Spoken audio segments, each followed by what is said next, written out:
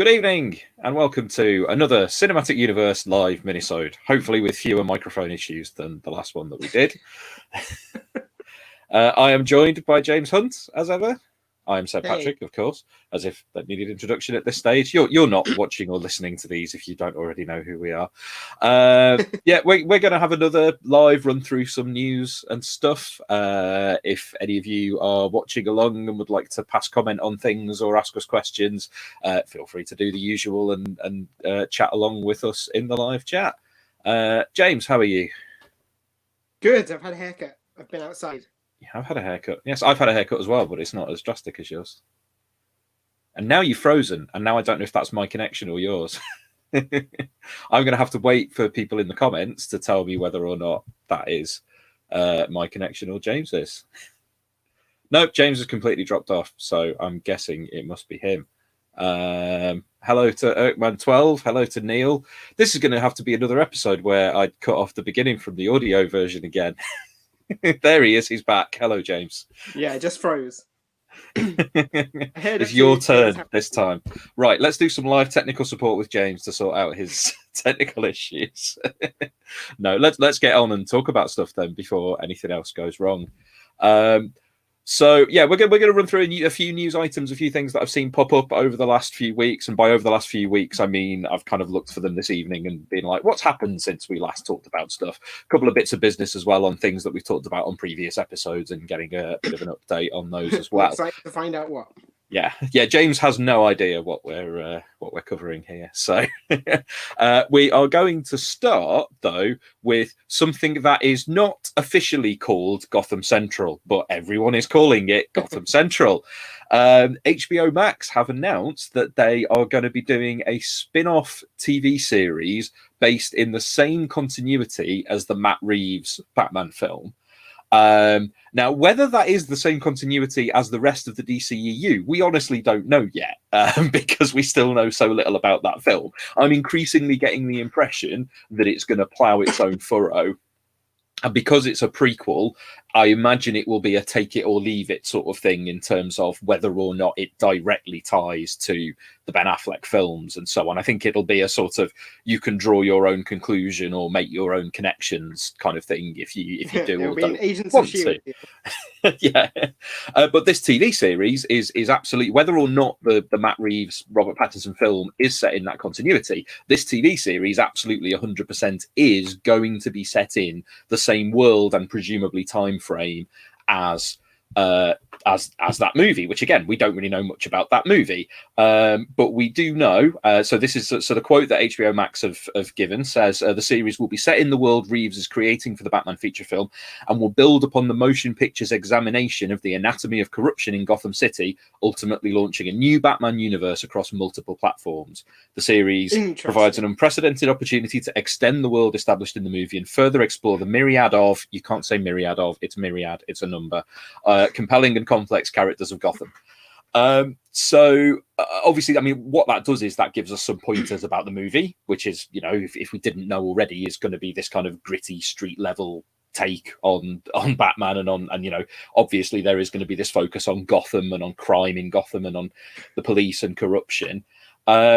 But yeah, this TV show very much seems like it's going to be the TV show that a lot of us have been saying all along is the perfect TV show for the Batman universe, which is Gotham Central. One exception, which is that this is another Batman TV series which can't have Batman in. Well, yes. There is a positive to this, which is if you're going to do a TV series set in the Batman universe that isn't centered around Batman, Gotham Central, the comic, gives you the absolute perfect blueprint for that because it is a fantastic comic. I mean, I'm sure we've banged on about it on the podcast before, but for those who don't know, it's a DC series from the early 2000s, written by Greg Rucka and Ed Brubaker, sometimes together, sometimes individually, artists including Michael Lark. And it's about the GCPD. It uses some existing characters, introduces some new characters, and is all about, you know, the cops having to deal with being cops in Gotham and with Batman around, and Batman is sometimes an antagonist, and he's kind of there as a presence rather than being an active character in the stories, and sometimes the stories are about the messes that he leaves behind and about the problems that having Batman around causes when you're trying to do your job. So there's there's loads that's brilliant about Gotham Central. The characters are fantastic. It's an Ed Brubaker crime comic, so of course it's good. At the same time, the circumstances of getting this show, I think some of us might be a bit uneasy about.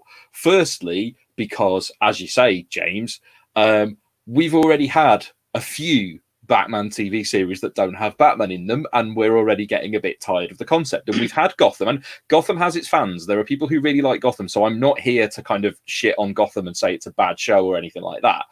But I think it's fair to say that it's not the Gotham Central show that people would have hoped for from a Batman without Batman show, because it ultimately, ended up being Batman? a Batman show. Yeah, pretty much. I mean, he wasn't Batman yet, but for all intents and purposes, he had all the villains and did this, that, and the other. And we've had Pennyworth, which, I mean, if literally, and I'm looking directly down the barrel of the camera, if anyone out there in the world is watching Pennyworth or has watched it, let us know, because I'm genuinely interested to hear if anyone has ever watched that. So there's that. So I think we're already potentially a bit weary of the concept. And secondly, it's July 2020, and they're announcing a cop show. And it feels like that is not maybe a super reading of the mood. I mean, that would have been in the works long before anyone noticed, right? And also was all genre TV. Yeah, I mean, it's very hard to do genre TV that isn't a cop show. Yeah. So, Yeah. I can forgive them being unimaginative in that regard. Yeah, unimaginative in that regard, but still, I think it's going to be interesting. And as I say, particularly if you're doing about the Gotham police, and obviously the whole point about a show like this is it's going to focus on corruption and stuff. So, and that's interesting in itself, because presumably it won't take a 100% positive attitude towards the police and the institution of the police, but equally, it's going to have characters in it who you're going to want to root for, because that'll be the nature of it. Yeah. So. Again, I think it's going to be interesting to see if that can play without getting a heavy backlash for making cops heroes, effectively. It's on HBO, did you say? HBO Max. Yeah. Which is basically increasingly the new home for DC stuff. DC Universe, I think, is dying, and a lot of stuff is getting moved off it or over to HBO Max. Okay. So I think HBO Max is where DC TV stuff that isn't CW style, that's where that stuff is basically living. And they're putting the films on there, but I think Birds of Prey is about to go on there. The Harley Quinn TV show is on there. Mm-hmm. So yeah. Okay. Couple of comments that we've had about this. Jack Christmas says, "Pennyworth happened? ? Yes, it's getting or got a second season. They might have even already made the second season. It's had a second season. Yeah, as Neil confirms the comments as well. Louis points out, when I was talking about this continuity thing, I'd forgotten about that. Jeffrey Wright is Jim Gordon in this, which I'd missed. So yeah, I mean, it's not the same continuity as the one in which J.K. Simmons is Jim Gordon, unless there are multiple Jim Gordons. But yeah, I think Neil says the idea of Flashpoint. I think they are they going to use Flashpoint as a way of doing a bit of an all bets are off with their continuities. We don't know, because who the hell knows what's going on with Flashpoint. I was going to say, is Flashpoint actually happening? Probably not, right? No, there's been movement on it. I think because there was the rumor about Michael Keaton. Did we get to cover that, or did that come just after we did an episode? I can't remember if we got to. No, I think we did. We were going to talk about Michael Keaton as, that possibility of Michael Keaton's Batman, Bruce Wayne being in Flashpoint. So, or whether, of Michael Keaton being in it, whether he was going to be Thomas Wayne or Bruce Wayne or whatever. So. Titans as well, yes, is a better, despite the fact that it's Titans and it should be Titans, it is effectively a Batman TV series without Batman. I mean, well, it has got Batman in it, it's got a Bruce Wayne in it, but yeah. But in general, I think that's quite positive news. I mean, in the sense of it's DC doing something that some of us have said for years, yeah, you should do that, and if they are properly taking their cues from Brubaker and Rucker's work, that's got to be a good thing, right? A better idea than Pennyworth. Let's put It that is a way. better idea than Pennyworth, and it presumably won't have Paloma Faith as the villain in it. Again, it'd be interesting to see what characters they can use, because you've got people like Renee Montoya, who, again, I mean, if this isn't same continuity, you could have a version of Renee, but you know, she is in use in the Birds of Prey continuity. So. I'm sort of skeptical of them saying it's going to be set in the same continuity as the movie, and also explore the rich characters available in the Batman universe, because like, what happens if Batman 2, they go, oh, we want to use that character, but we put them in Gotham Central? Like, they're just going to do it, right? So yeah, I guess, but I think, again, it's like if you've got a cast of detectives, and again, it's like you know, the comic sort of, you had Harvey Bullock and you had Renee Montoya, but beyond that, you had a set of characters who were created for the series. So one of whom went on to become the Spectre. So that was interesting. The mid-2000s version of the Spectre was Crispus Allen, after he, spoilers, got killed off in Gotham Central. So if a character called Crispus Allen and a character called Jimmy Corrigan turn up in, not Jimmy Corrigan, the Chris Ware book, if they turn up in this TV show, you know what storyline they're going to be doing with those characters. Still on the subject of TV, most of our news actually is about TV, and perhaps unsurprisingly, because that's the industry that is either able to move on a little bit more now, or has stuff going on already, or stuff that was in production or could get delayed. And speaking of which, Falcon and the Winter Soldier has been delayed. It was due to arrive next month, in August of this year.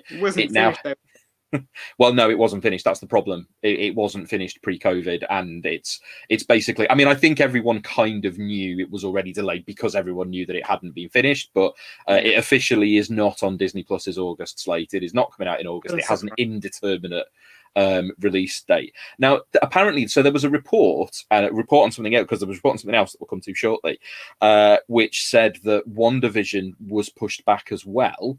But I think DC have denied it, because Hollywood Reporter had said that. Sorry? DC have denied it. DC, did I say DC? Disney. Sorry, Disney. I've got DC on the brain.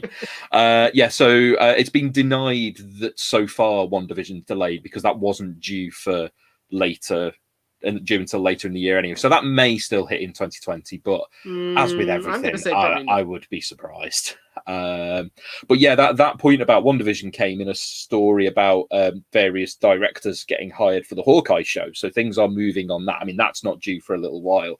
But the thing that I just thought was interesting out of that was the fact that one of the directors hired is Rhys Thomas. And the name Rhys Thomas, as far as TV directors go, makes me think, I can't believe that Rhys Thomas, who does Brian Pern and the Year of the Life of a Year, is directing big American TV shows. But it's not. It's the Rhys Thomas who directs John Mulaney's specials. So even so, still someone who's largely known for comedies. I mean, and also he is actually Welsh. It's like he is British as well as the Rhys Thomas, who is a British comedian. But he's mostly known for Saturday Night Live and working with John Mulaney. But he is directing several episodes of Hawkeye, as are people who've directed other things. I don't recognise any of the rest of their names. I just thought it was interesting that Rhys Thomas was involved, because I've watched a lot of John Mulaney stuff over the last 12 months, so, including the Saturday Lunch Bunch, which is the best thing that's been on TV. So stuff is still moving, but kind of slowly. Moving backwards. Yeah. But a couple of TV things that have got actual new stuff to see and stuff to talk about. I'm interested to see how long we can spend talking about this, because I suspect it might not be very long, but if we can't manage to talk about it, nobody else will. So the first pictures have been released for a TV show that I bet you forgot was even happening or had ever even been announced. So what I'm going to do, actually, I was going to show you these pictures, but I'm just going to put the picture up on screen and see if you can tell me or guess which Marvel Comics character this is, if you haven't already seen it. Who is that? How can I hope to guess? I have no clue. Is this the Hellfire Club thing? No. No? Did that ever happen? I think that got cancelled, didn't it? It probably did. This is like the only one of the Hulu shows that's actually still existing and exists and is a thing. Do you remember when they announced like the Kevin Smith Howard the Duck and various other things? Yeah. Nope, don't know. That is Damon Hellstrom. Hellstrom? Jeez. That is Hellstrom. Hellstrom spelled with one L, They have decided to call the show Hellstrom with one L. That is Tom Austin, a British actor who he's not even one of those actors who they pop up in an American thing and you're like, oh, that's that guy who I vaguely remember him as having been in that thing. He hasn't been in anything you would vaguely remember him as having been in. Fair enough. But he is Hellstrom. They've released 6 incredibly underwhelming, bland photos. Here's another one. That on the right there is Anna Hellstrom. Damon Hellstrom's sister, played by Sydney Lemon, who is Jack Lemon's granddaughter. And yeah, it's just basically they've put out 6 photos with some people in, and it's just like there is nothing that makes you think. I mean, I'm not saying the show's necessarily going to be bad. I don't know anything about it really, but it just looks visually like if that's the best they've got to put out as their first photos. This could be sub Pennyworth in terms of number of people who actually pay attention to it. I've already lost interest. Well, I wanted you to maybe tell us something interesting about Hellstrom, but I think we might have tried that back when the show was announced, and I don't think we got very far. The only thing I know about Damon Hellstrom is that I think, I don't even know it. My memory is that Warren Ellis did a bunch of stuff with the character. Maybe we won't talk about that just now then. Bad time. Yeah. Yeah. But yeah, there's going to be a Comic-Con at Home panel if you want to know more about Hellstrom. But at least it is a show that exists. I mean, you can say that about it. It is a show that exists. That's good for its chances, considering a lot of shows at the moment don't exist. Exactly. If they've actually made this and shot it, and they've actually got something that they can release, then that puts them ahead of Falcon and the Winter Soldier, for example. So, yeah. I think yes. This comment from Neil just about sums it up. Oh, it's Hellstrom. Yeah. Rather more exciting TV show that we've seen a bit more of the next upcoming season of. And James, I think you haven't watched this, so I'm just going to talk about this for a bit. But we've had a trailer and 2 kind of full scene clips of season 2 of The Boys, which is due, I think, at the beginning of September on Amazon. I think we get it in the UK basically at the same time as they do in the US, which is nice. Season 1 was brilliant, and if you haven't watched The Boys yet, watch The Boys because it's really good. I mean, it's quite bleak, and in these times, you don't necessarily want something that's got such a bleak and nihilistic view of things. But it is a damn good show. I do think it improves on the source material in lots of ways, and I've talked on here about how, and I've written about how on our website, to go and have a look. The key things, I mean, the trailer very much goes for here's more of this show you liked kind of vibe, and it uses "we didn't start the fire" on the trailer, so there's a real sense of confidence. It's one of the things I liked about The Boys was actually just how aggressively confident as a show it is. That's all in evidence in the trailer, which just shows you a lot of swearing, a lot of gory violence, and a lot of general unpleasantness. But the 2 clips that we've seen are quite interesting, because there's one that focuses on the character of Black Noir, who people who know the comics and people who've watched the show will know that Black Noir was very underused in season 1. And there's a lot of big stuff in the comic that relates to Black Noir, who kind of sits there as a background character for a lot of it. And there's a very, very, very big revelation about that character. But basically in season 1, he was just kind of there in the background. This clip basically shows him going on what appears to be a mission for the government. And it looks like this season is going to be much heavily more around the plot idea of wanting to weaponize superheroes and use superheroes as super soldiers in the military, which is what Vought have always pushed for. And this shows Black Noir basically doing that, like in the Middle East somewhere. And it's extremely grisly, but also shows him being quite weird. And I think that's a deliberate tee up for some of the weirdness that's to come with Black Noir. So that's interesting if they're going to use that character more. The other clip shows the new character introduction, which is Stormfront, which is the character who in the comics is basically a Nazi Superman. He is literally a Nazi, and was the name first. Doesn't leave much wiggle room for that, does it? Well, this is the thing, though, because the character, as they're introducing her, so it's a female character, and the show is introducing her as a new member of the Seven, because it's a major plot point in season one that one of the Seven gets killed. So, again, spoilers, but, you know, as I say, it's kind of part of the premise.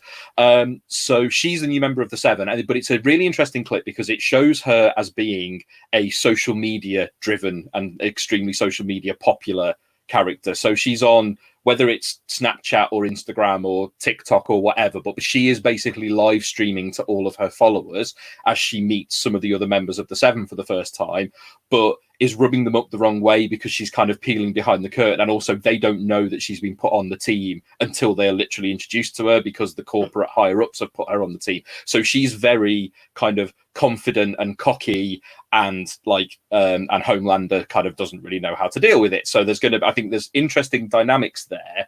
I like the idea of them introducing a character that is a social media focused superhero, because I think they touched on it a little bit in season one, but we didn't get a lot of it. And I think there's a lot you can mine there. But there doesn't seem to be any suggestion that they are having any kind of Nazi connection. The name seems to be based on the fact that she seems to have Thor-esque powers. She seems to have like lightning kind of powers. I think that's going to be a twist, because you would think so. You couldn't put that name in just no, and particularly if it's a character who's social media savvy, which very much seems to be the suggestion.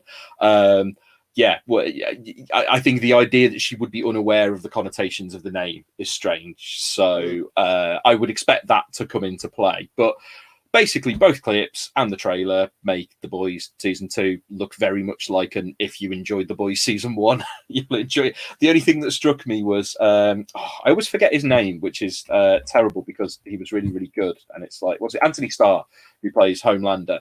His hair looks a bit less. I mean, it was already very kind of artificially blonde, but it almost looks a bit like they haven't quite got it right this time, and I'm not quite sure why. It looks a bit like a cheaper blonde hair dye job. But no, in general, I'm really looking forward to that. Certainly more so than Hellstrom. So that comes along in September, and that is something to look forward to.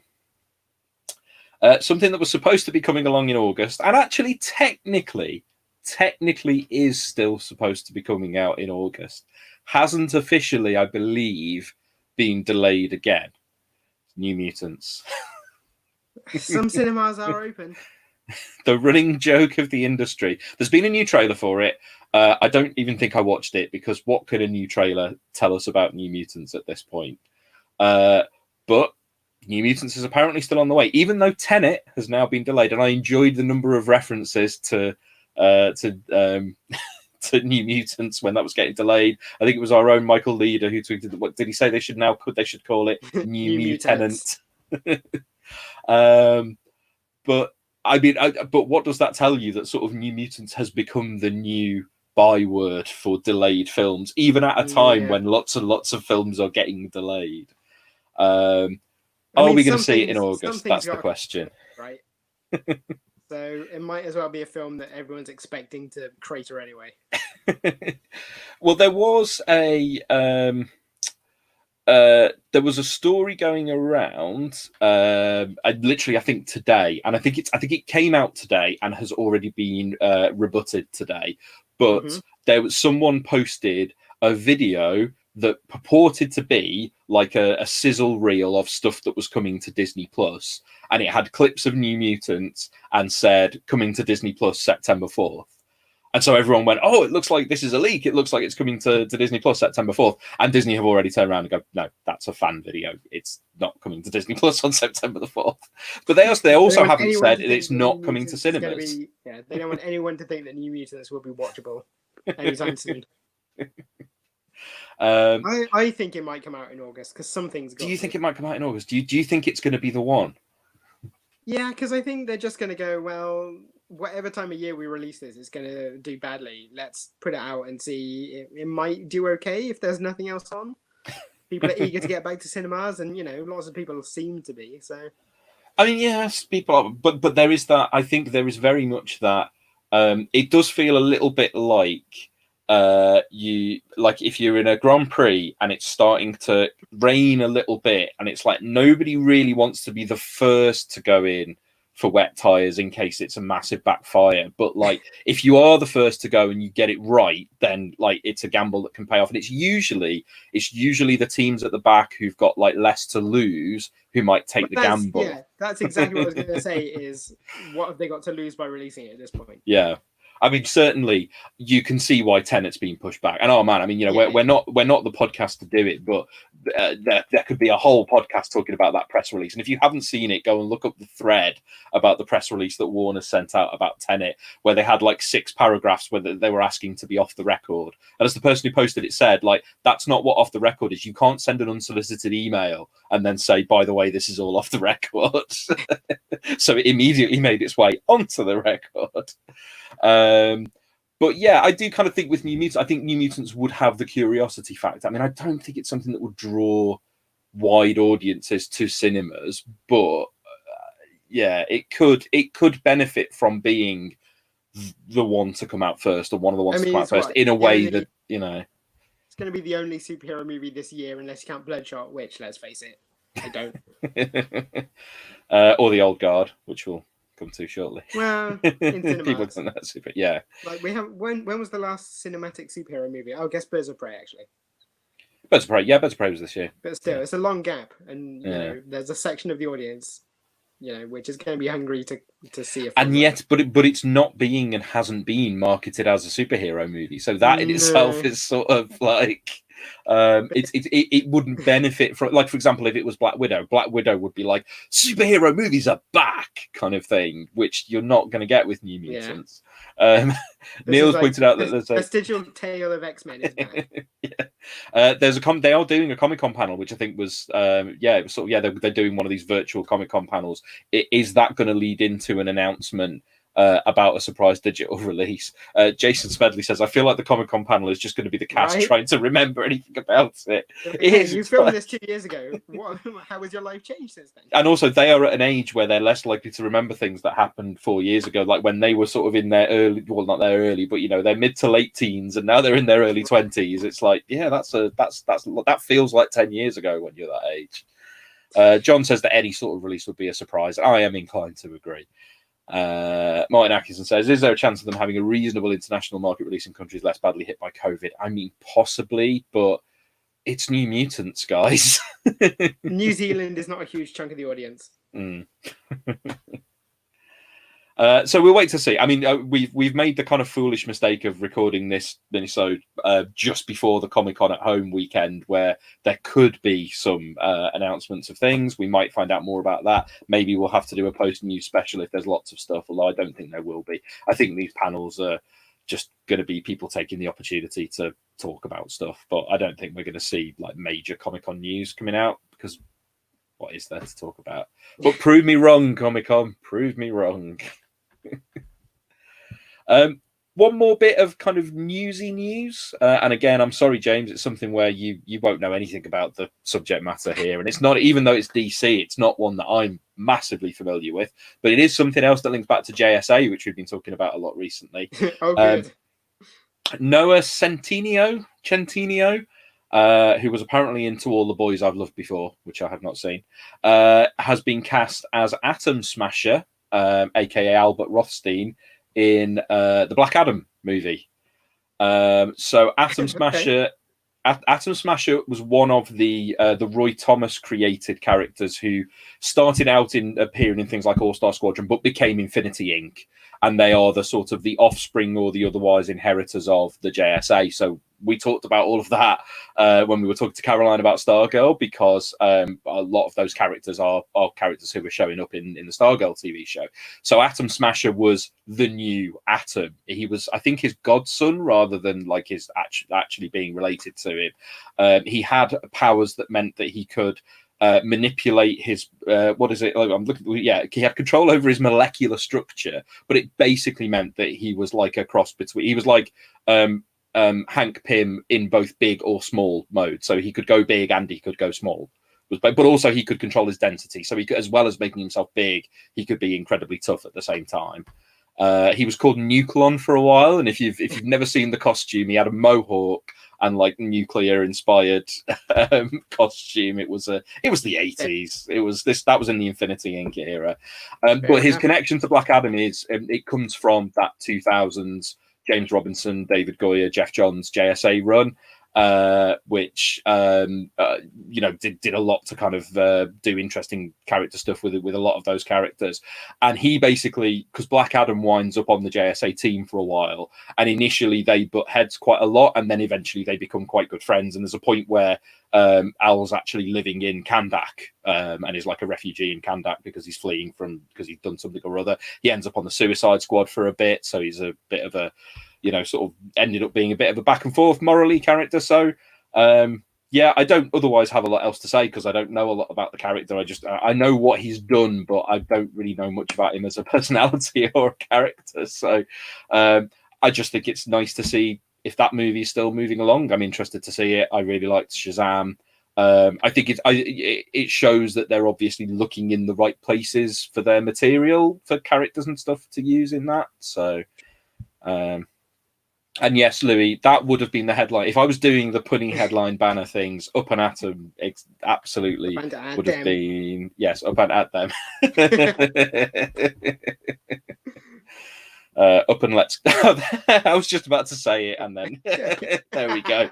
We've had Up and Let's Go. We've had all three. Well done, commenters. That is the kind of thing that we look to you all for. So finally on kind of movie related things, I won't talk about this loads but I wanted to use this as an opportunity for those who, I can't remember if we've mentioned it yet, but Netflix have revealed that The Old Guard has become one of their most watched movies ever. It is currently on track to reach 72 million households and is their 6th most watched movie ever. And I don't really have anything else to say about that because I think paying any attention to anything that Netflix say about their viewer numbers or anything is nonsense. We don't know what their numbers mean. We don't know what metrics they're measuring against. We don't know what they count as a view. We don't know what the 6th most watched movie in their history actually means. But Netflix are touting it as a success. It seems to have gone down reasonably well. There's been kind of mixed reviews. Empire 2-starred it and then upgraded it to 3 stars after reconsidering. But I've seen some really positive reactions. I've seen some middling. I've seen some people didn't like it. The comments are coming through a bit slowly tonight, but if anyone wants to comment and tell us if you've seen Old Guard and what you thought of it, we haven't seen it yet. And this is why I wanted to bring it up, is it is going to be our next episode. I will get a chance to watch it. I might try and watch it the weekend. I think we will attempt to record an episode on it next week and get that out as soon as we can. But it is going to be our next main episode. It is a comic book movie. It's a new comic book movie released in the year 2020. I like the comic. Everyone likes Charlize Theron. So comic to read ahead of the episode. So. Oh, wow. Okay, you're going to do the research. Yeah, it was on sale. So. Okay. And yes, Louis, that was the film that inspired the pun Charlize wore on the on the last live Minisode. That was what that was all about. Because we must have talked about The Old Guard. Super interested in the film, even from the trailer, but the reaction makes me think I should definitely watch it. I've seen some people say like, "This is what superhero movies wish they were." I mean, that sounds like it's going a bit far, to be honest. Yeah, we'll see. Jason says, I think it's a pretty solid movie. I would have been perfectly happy to have paid to see it in the cinema. I'm expecting it to be above Bloodshot level, if not at Birds of Prey level. I'm expecting it to sit pretty much between. Gary McBay says it feels like a high budget pilot, which, to be honest, I mean, even though so Greg Rucka has said that the comic is structured to be sort of 3 miniseries, and he kind of envisages that as he could see that as being 3 movies, like a trilogy of movies.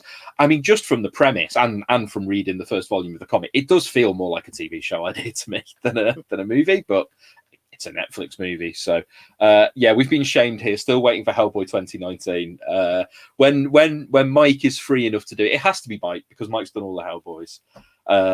We might get to Hellboy 2019. I don't want to have to pay for it, but Martin says about Old Guard, very watchable without being anything outstanding. So, as I say, I mean, I'll be perfectly fine if it's a decent, enjoyable 3-star film that feels like a Greg Rucka comic. I'll be perfectly happy with that. So, Let's see if there's enough to make it an interesting couple of hours to talk about next week when we watch it. John says it's definitely better than Bloodshot, but that's setting the bar quite low. I feel like in retrospect we were harsh to Bloodshot. I simultaneously feel about Bloodshot that maybe it's better than we were giving it credit for, but also I don't ever want to actually watch it again. Yeah. But yeah, so we started with Greg Rucka with Gotham Central. We almost finished with Greg Rucka with Old God. I just had a couple of other bits of business to, as I say, relating to stuff we talked about on previous episodes. Just after we had that long chat with Caroline about Stargirl, it was firstly announced, and I don't have the details of this, so forgive me if I've got it wrong, but I think it's coming off DC Universe for its second season.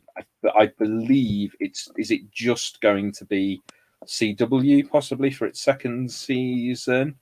Yes, it is. It's just moving to CW, so it's not going to. So this is what I mean about DC Universe is dead. But more interestingly for us, it is coming to Amazon Prime in August. So I will be able to watch Stargirl. Whether it's just me or whether we get anyone else, I know James won't be interested, but I will definitely do some kind of coverage of my thoughts of Stargirl. If it's just me, probably just as a Patreon thing, because you don't need just me on my own on the main feed wanging on about it. But definitely you will get to hear some thoughts on Stargirl because it is officially coming to the UK next month, and I'm going to look forward to watching it. So we will get that. So Louis has just asked, so I'll just come back to, oh God, who will be the guest on the next episode? We don't know yet. We're still working that out. We will try and have it be someone interesting. And finally, when we talked about the Sweet Tooth TV show, and I mentioned that I'd only read the first of the shorter, not the bigger volumes of it, and I hadn't like fully got into it. My dad, who was a massive Jeff Lemire fan, lent me, and I'm pulling them from the shelf next to me, all three of the kind of thick volumes. So that is the entirety of Sweet Tooth, because it didn't run for that long. I have now read the entirety of Sweet Tooth. It is absolutely fantastic. I don't know why I didn't really get into it the first time. It's great, and it's a proper story. I mean, like a lot of Jeff Lemire things, I feel like he maybe wrapped it up sooner than he might have been intending to when he started, because it feels like it could have gone for longer, but it has an ending. Like, I feel like there could have been more stories in the middle getting it to its end point, but it absolutely has an ending. It's got a proper ending. It's got a resolution. And while it is very different in a lot of ways, I do come back to that thing of, it's like if The Walking Dead was good. It's like, it's very different in a lot of ways, but it, you know, it has that same thing of, it's a post-apocalyptic thing. They're on a journey to try and get somewhere. It's brilliant. It's so good. It's not the best Jeff Lemire comic, but it is one of the best Jeff Lemire comics. So if you've never read it and you see it pop up in a sale or whatever, grab it because it's great. And B, I'm really looking forward to the TV show whenever we get that, because God knows when they're going to make it. But I'm really looking forward to the TV show now because I think it will make an absolutely great TV show. So that's pretty much it from me. What about you, James? Same as ever. I'm just quickly going to bob over and view the YouTube feed because the comments are coming through really slowly on StreamYard tonight. So let's just see if there were. There was one more question from Erkman12 who just says, not sure if you have time for questions, but have you heard the rumors of the Batfleck movie being turned into an HBO Max series? I have not. I think that's very unlikely that they would do competing Batman movies. Yeah, because I mean, is that not just the fact that the HBO Max, because the Batfleck movie is the Pattinson movie, isn't it? Just check. Well, it is and it isn't it? So basically, yeah. Yeah, I don't know. I haven't heard anything about that rumor, but what James said, really, I don't think you'd get competing continuities at the moment.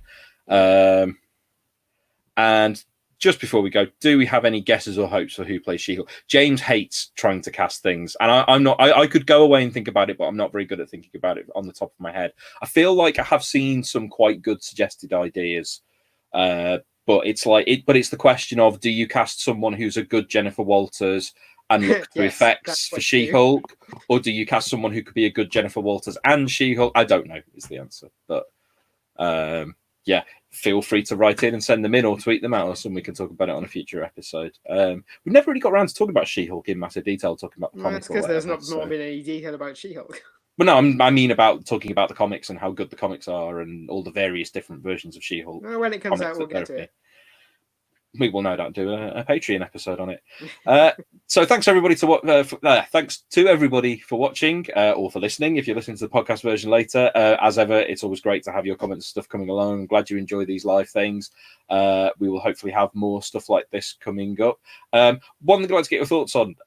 We've just been talking about the possibility of doing revisit episodes and potentially getting sort of people who are like on Patreon or the people who come on the YouTube to sort of give us comments to look back on all things we've covered. Because the question was asked if we'd ever do it. I'd quite like to do it, but only from the point of view of like just talking about it from the perspective of now, not just going back and redoing the film as doing the film. But I would like to raise the question to see if people are interested. Like, would you want to hear that, basically? Because if only one person goes, "Oh yeah, I'd like to hear that," then it's maybe not worth doing. But if there's an appetite, if there is an appetite, particularly as I say, for actually getting some more of your guys' opinions and stuff and comments and reminiscences involved, we may look to do that. I'm really keen to do it on the first Raimi Spider-Man. Is why I want to do it. So if there is an appetite for that, let us know. But until that, so it might be something we look at for the future. It might be a Patreon thing, it might not. But until we get to that kind of thing, we'll see you again for the old guard when we get around to watching and recording and editing and releasing that. Maybe not before the end of July, but maybe in early August, before New Mutants comes out. Our next episode will be before New Mutants comes out. So thanks, everybody, and we'll see you soon. Goodbye. Bye.